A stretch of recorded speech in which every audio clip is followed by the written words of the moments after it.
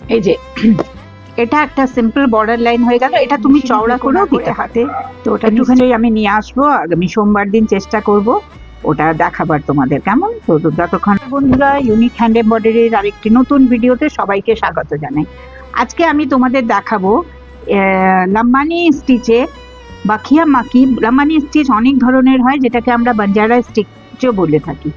তো সেটাই তোমাদের দেখাবো যে কিভাবে করা হয়। কেমন? তো কথা না বাড়িয়ে তাই তাড়াতাড়ি কাজ শুরু করা যাক। এই দেখো, প্রথমে এই যে এখান থেকে ওঠাচ্ছি। কেমন? এটা ভালো করে দেখো। এরপর আমি এখানে দুটো লাইন টেনে নিয়েছি, আর এরপরে এই সুতোটা এইভাবেই থাকবে। তোমরা ভালো করে খেয়াল করো। এই যে এইখান থেকে, এই যে আমি দুটো স্টিচ বানিয়েছি, এখান থেকে এতটা ডিস্টেন্স, এটা আন্দাজ মতন একটা ডিস্টেন্স আমি কভার করে নিচ্ছি। এটাকে একটু ওপর থেকে, এই দেখো, দেখতে পাচ্ছ, এইভাবে করছি।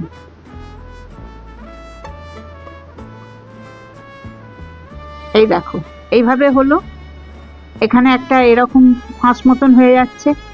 এরপর জাস্ট এইটা থেকে, এই যে এখান থেকে যেখান থেকে উঠিয়েছিলে, এইভাবে এটা নিয়ে নিচ্ছি।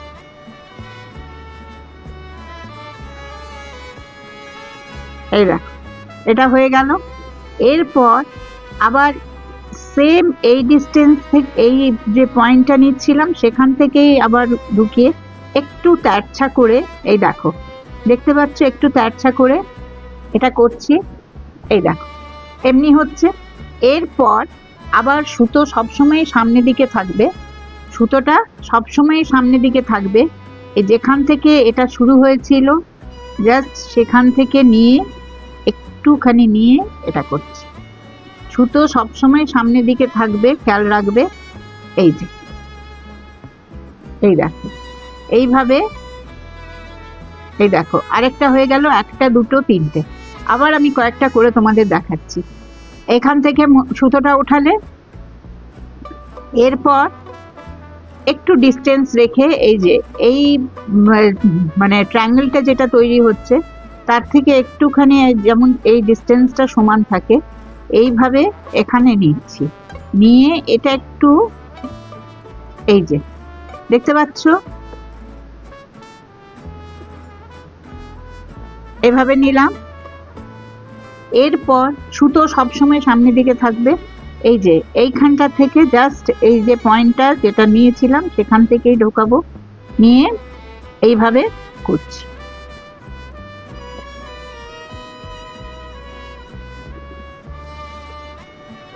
এই দেখো, এইভাবে একটা হয়ে গেল। এরপর আবার এই যে যেখানে সেকেন্ড স্টিচটা যেখানে নিয়েছিলাম সেখান থেকে একটু তেরছা করে, এই যে এতটা তেরছা নিচ্ছি। এই যে এইভাবে একটা থার্ড হয়ে গেল।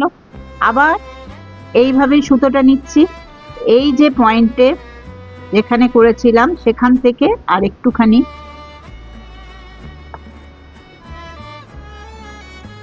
এই দেখো, দেখতে পাচ্ছ, এই আরেকটা হয়ে গেল। আমি এবার কয়েকটা বানাচ্ছি। আমি লাম্বানি স্টিচের একটা করে করে তোমাদের দেখাবো, যাতে তোমরা ভালো মতন শিখে যেতে পারো।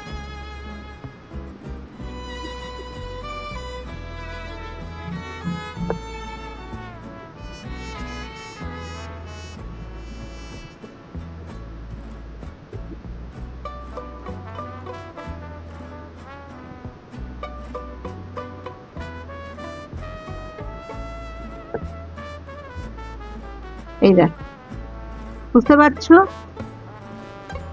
এটা আবার এই যে এখান থেকে এতটা ডিস্টেন্সে নিচ্ছি, একটু তেরছা, হালকা তেরছা করবে, বেশি তেরছা নয়। এই দেখো, এটা কয়েকটা বানালেই তোমার অভ্যেস হয়ে যাবে, বুঝতে পারবে। এই দেখো,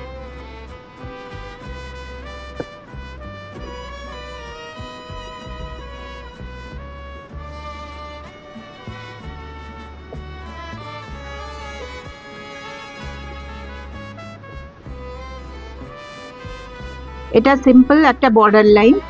আর এই ডিস্টেন্স গুলো নিজের আন্দাজ মতন করবে।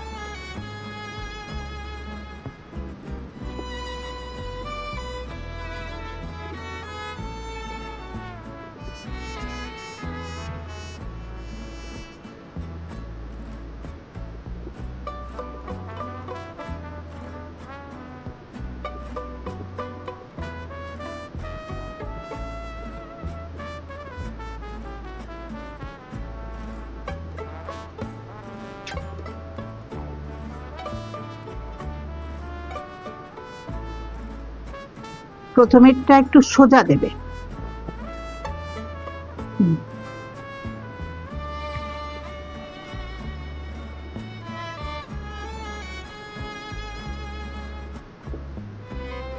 এই যে এর পরেরটা যেটা দেবে এখান থেকে একটু তেরছা দেবে, তারপরেরটা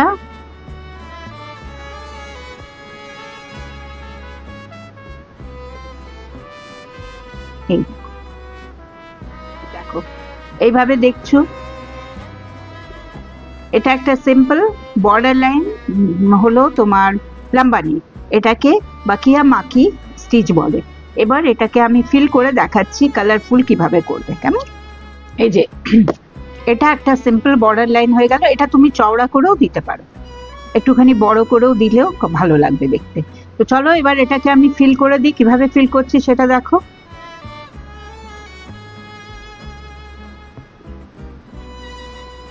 ফিলিংটা ভীষণ সিম্পল ভাবে হয়ে যাবে।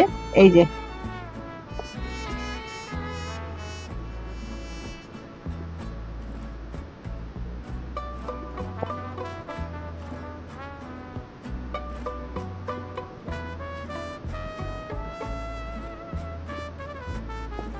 এইভাবে এটাকে ফিল করছি, কেমন? তো তাহলে আজকে লাম্বানির একটা স্টিচ তোমাদেরকে দেখালাম। তোমরা যদি ইন্টারেস্টেড হও তাহলে আমাকে কমেন্ট বক্সে নিশ্চয়ই জানিও, অন্য স্টিচগুলো তোমাদেরকে শেখাবো, কেমন?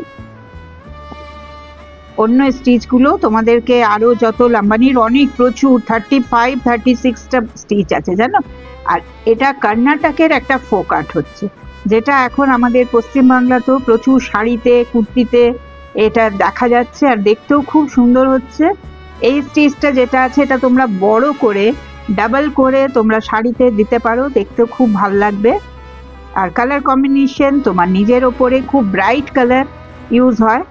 আর ইচ্ছে করলে এতে তোমরা ছোট ছোট কাঁচও বসাতে পারো। তোমরা যদি কাঁচ বসানো জানতে শিখতে চাও অবশ্যই আমার বক্সে কমেন্ট করবে, তোমাদের আমি কাঁচ বসানোটাও দেখাবো। এই যে এইভাবে এটাকে কমপ্লিট করছি। এটাকে বাকিয়া মাকি সেলাই বলে। প্রত্যেকটা স্টিচের নাম আছে আমাদের, যেমন chain stitch, feather stitch, satin stitch, মতি স্টিচ সব আছে, অমনি তোমার লাম্বানিতেও অনেক রকমের নাম আছে। এই দেখো এইভাবে এটাকে কমপ্লিট করছি।